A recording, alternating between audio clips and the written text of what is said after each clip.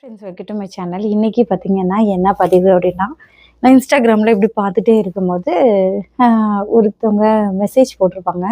மல்லிகா அப்படின்னு சொல்லிட்டு அவங்களோட ஸ்பீச் ரொம்ப பிடிச்சிது. என்னையே ரொம்ப கவர்ந்துச்சு. அதனால் கண்டிப்பாக இது சொல்லணும் அப்படின்னு சொல்லிட்டு தான் நான் இந்த பதிவு பண்ணுறேன். ஆக்சுவலி என்னென்னா அவங்க என்ன சொல்லியிருப்பாங்கன்னா, அவங்க வந்து ஜிசிசி கண்ட்ரியில் வந்து எந்த நாடுன்னு சொல்லலை, அந்த நாட்டில் ஒர்க் பண்ணுறாங்க, வீட்டு ஜோலி பண்ணிகிட்ருக்காங்க. ஸோ அந்த வீட்டில் வந்து எல்லா வேலையுமே ரொம்ப கஷ்டம். அவங்கள வந்து பாராட்டக்குரியது. அவங்க வந்து ஸ்ட்ரெஸ்ஸு இருந்தாலுமே அதையும் என்ன பண்ணுறாங்க அப்படின்னா, வீடியோஸ் மூலமாக கரெக்டு தாங்க. அவங்களோட வீடியோஸ் எல்லாம் பார்த்துட்டிங்கன்னா ஒரு மோட்டிவேஷனல் வீடியோவாக இருக்கும். அவங்கள யாருமே நீங்கள் வந்து குறை சொல்லக்கூடாது. அவங்கள வந்து என்கரேஜ் தான் பண்ணணும். அவங்க அதில் ஒரு சின்ன பதிவு சொல்லியிருப்பாங்க. ஏங்க, நான் கத்தி பிடிக்க தான் வந்திருப்பேன். நான் வந்து வீட்டு வேலையை தான் செஞ்சுட்ருக்கேன். நான் என்ன ஆஃபீஸ் ஒர்க் அங்கே பண்ணுறேன். நீங்கள் என்ன ஏசியில் உட்காந்து அப்படி ஆஃபீஸில் வந்து கம்ப்யூட்டரில் பார்க்குற மாதிரி வேலையை அங்கே நாங்கள் பார்க்குறோம். அப்படியெல்லாம் நாங்கள் பார்க்குறது இல்லை. நாங்கள் பார்க்குறது எல்லாம் காலையில் எழும்புனதுலேருந்து நைட்டு வரைக்கும் எங்களுக்கு அப்பப்பா வேலை நிறைய இருக்குன்னு சொல்லிட்டு அதில் வீடியோ போட்டுருப்பாங்க. கரெக்டு தாங்க. நம்ம நல்லா படிச்சிருந்தோன்னா நம்ம பிள்ளைங்களுக்கு நம்ம வந்து சொல்லிக் கொடுக்க விதம் என்ன அப்படின்னா, நல்லா படிச்சிங்கன்னா நல்லபடியாக ஒர்க் பண்ணலாம். நல்லா படிக்கலைன்னா இதுதான் கதை அப்படின்னு நம்ம சொல்லி கொடுக்க வளர்க்கணும். என் பொண்ணுக்கு நான் எப்போவுமே சொல்கிறது அதுதான்.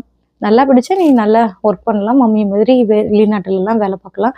படிக்கலை அப்படின்னா மாடு தான் மேய்க்க போகிறோம். இது எங்கள் அம்மா சொன்ன கதை தான். நான் என் பிள்ளைக்குன்னு சொல்லுவேன். சரி மம்மி சரி மம்மின்னு சொல்லிட்டு இருப்பாள். ஏன்னா அவளை மோட்டிவேட் பண்ணணும். ஏன்னா இந்த காலத்தில் படிப்பு தான் ரொம்ப இம்பார்ட்டது. அப்படியே படிக்காதவங்களையும் நான் குறை சொல்ல மாட்டேன். அவங்களும் என்ன பண்ணுறாங்க, வாழ்க்கையில் முன்னேறணும்னு சொல்லிட்டு ஏதாவது ஒரு தொழில் பண்ணணும் அப்படின்னு சொல்லிட்டு பண்ணிட்டு தான் இருக்கிறாங்க. அவங்கள பாராட்டுக்குரியது. ஆனால் இவங்க சொன்னது என் மனசு ரொம்ப கஷ்டமாக இருந்தது. வீட்டு வேலை செய்ய எவ்வளோ கஷ்டம் தெரியுமா? காலையிலேருந்து அவங்க காலையிலே எழும்பி, சில வீடு பார்த்திங்கன்னா நல்ல வீடாக இருக்கும். அப்போ வந்து தூங்குறதுக்கெலாம் பர்மிஷன் தருவாங்க. மத்தியானம் மேலெல்லாம் தூங்கலாம். சில வீட்டில் பயங்கர ஸ்ட்ரிக்டாக இருக்கும். ஸோ ஆனாலும் பாவம் இந்த இதுலேயும் நம்ம தமிழ் பொண்ணு நல்லா அழகாக என்ன பண்ணியிருக்காங்க, மோட்டிவேட்டாக அவங்க வாழ்க்கையை வந்து இன்னும் நல்லா கொண்டு வரணும். பார்த்திங்கன்னா அவங்கள வந்து ஸ்ட்ரெஸ்க்குள்ளே ஆகாமல் இந்தமாரி வீடியோஸ்லாம் போடும்போது அவங்களுக்கு அது ஒரு சந்தோஷம். அவங்கள நான் பாராட்டணும்னு நினச்சி தான் இந்த வீடியோ போட்டேன். ஸோ நல்லா படிங்க.